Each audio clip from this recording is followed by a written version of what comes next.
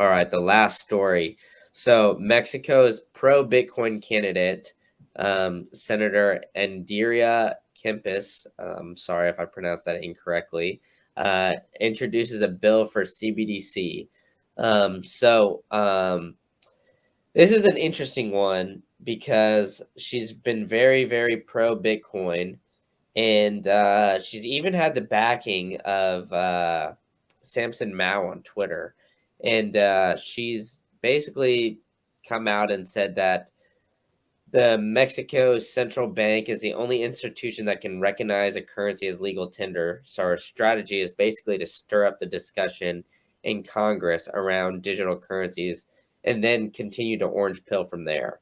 And it's I think it's like an interesting strategy. We'll see if she's genuine. A lot of Bitcoiners believe she is. And of course she has the backing of Samson Mao.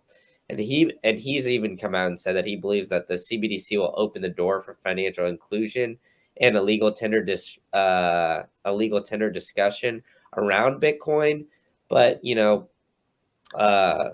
Bitcoiners as a whole, and I think myself included, I think CBDCs are just basically way way way way worse than our current financial system, and it'll cause well more regulation on whatever you're spending your money on. So I personally hope that this bill is as a Trojan horse as they describe it, but I guess what are your thoughts on like this strategy of introducing a CBDC to kind of try to orange pill people or orange pill governments?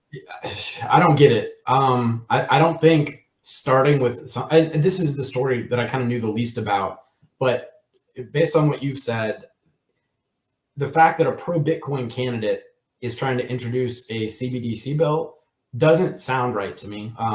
Like I said, I think if a country were to actually issue a CBDC and it became popular among the population, the amount, or it opens the door for so much abuse from the government's point of view. Like they could just decide you're not allowed to spend money here anymore. I mean, basically it's opens up the door so that everything is a sort of a Chinese communist social credit type system. Like, you spent too much money here. We don't like that anymore. All of that could be tracked by a CBDC, and it would say, you spent too much money eating out this month. You spent too much money on gas this month.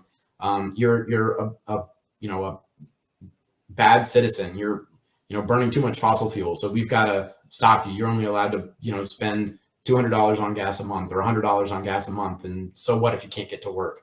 It opens the door for those types of things that sound crazy, but 10 years ago, a lot sounded crazy, and we're seeing it all today. So I just wouldn't want to create a system where there's that much power in the hands of a very limited group of people. And that's what it seems like any sort of CBDC bill would end up allowing. So the fact that a pro-Bitcoin candidate introduced that, something just doesn't seem right there. And maybe I'm missing some context, or someone has said something that clarifies it all, but I don't know. That doesn't sit right with me.